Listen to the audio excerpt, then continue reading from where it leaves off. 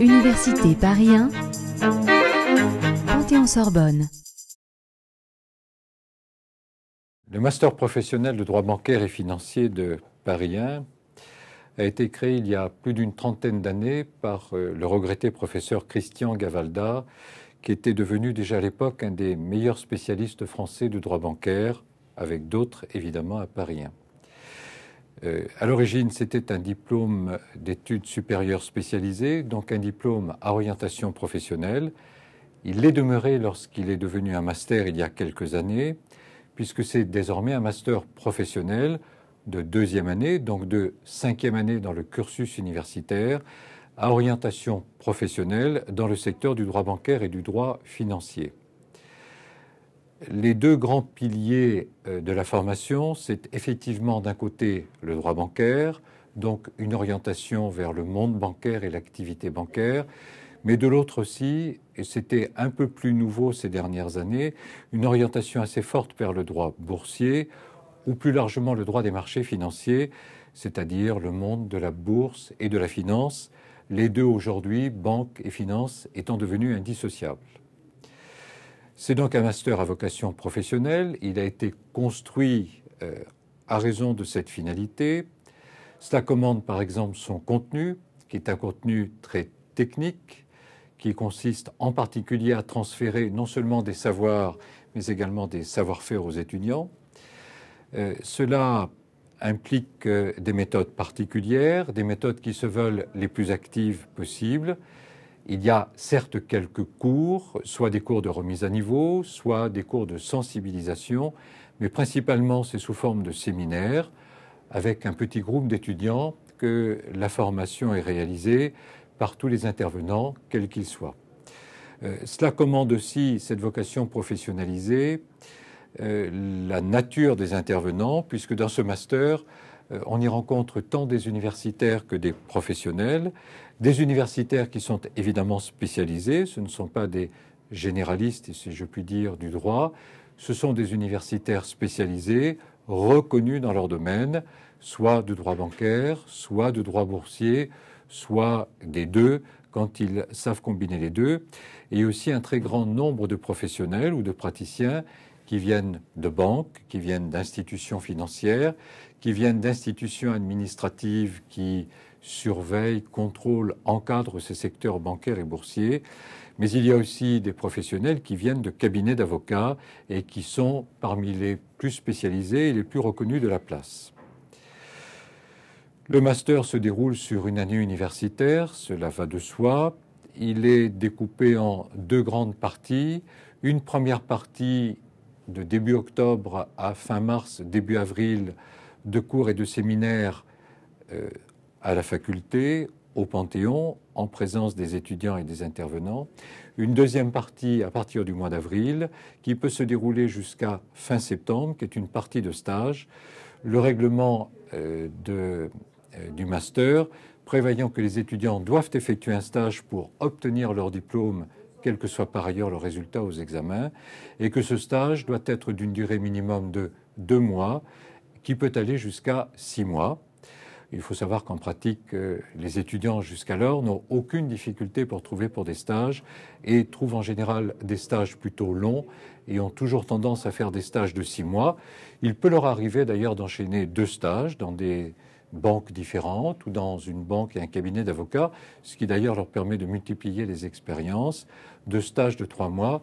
Ce que je veux simplement dire, c'est que pratiquement tous les étudiants réussissent à remplir la totalité de la durée de stage qui leur est permise, donc 6 mois, d'avril à septembre dans l'année. Le recrutement des étudiants se fait sur une sélection qui se fait en 2 temps. Une première sélection sur dossier, et puis quand il y a des difficultés pour trier parmi les derniers, quand les dossiers sont de qualité équivalente, une sélection complémentaire par entretien. Il faut reconnaître que la sélection principale se fait par dossier. Il y avait l'année dernière, à titre d'exemple, presque 400 dossiers de candidature, et nous en avons retenu 23. C'est-à-dire que la sélection est assez sévère. Nous ne retenons que les meilleurs dossiers. Et le fait est qu'à l'heure actuelle, les étudiants depuis plusieurs années que nous avons sont des étudiants qui non seulement ont fait d'excellentes études dans les 4 premières années de licence et de master première année, mais qui ont tous une année supplémentaire, soit déjà un master deuxième année ou de recherche ou professionnel dans un secteur ou dans un autre, et qui viennent compléter leur formation ou spécialiser leur formation dans le master de droit bancaire et financier, ou qui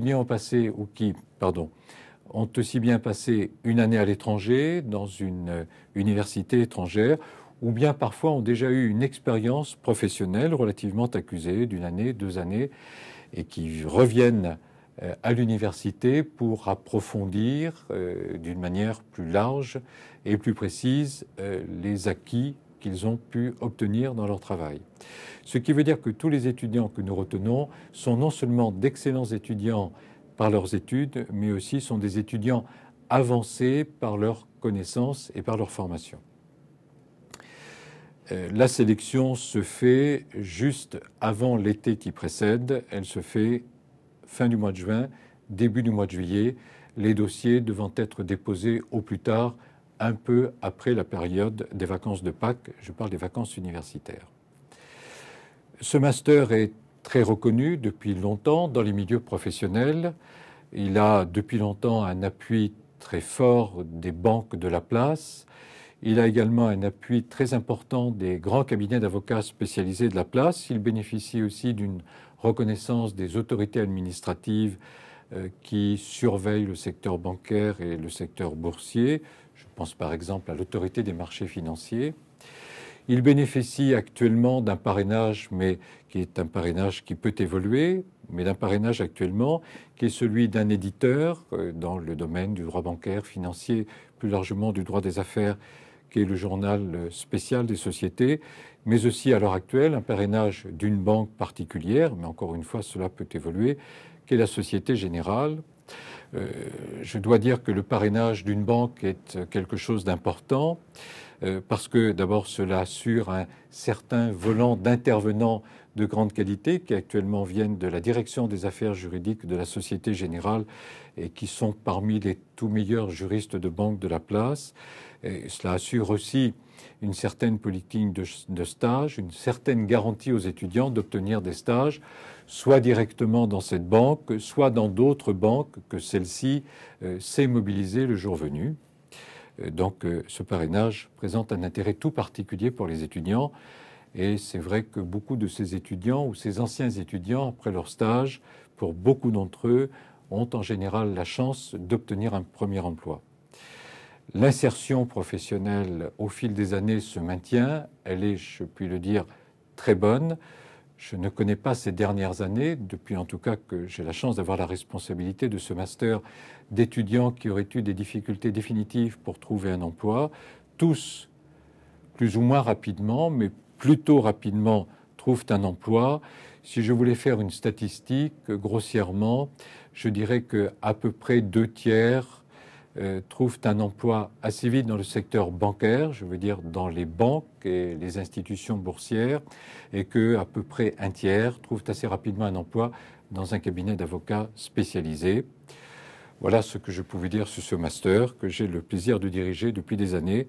Et je dois dire que je prends un plaisir tout particulier chaque année à découvrir une nouvelle promotion d'étudiants, parce que la dernière particularité, qui ne lui est pas propre, tous nos masters, je pense, fonctionnent ainsi, mais c'est que les promotions d'étudiants que nous avons sont toujours des promotions très dynamiques, très chaleureuses et très agréables.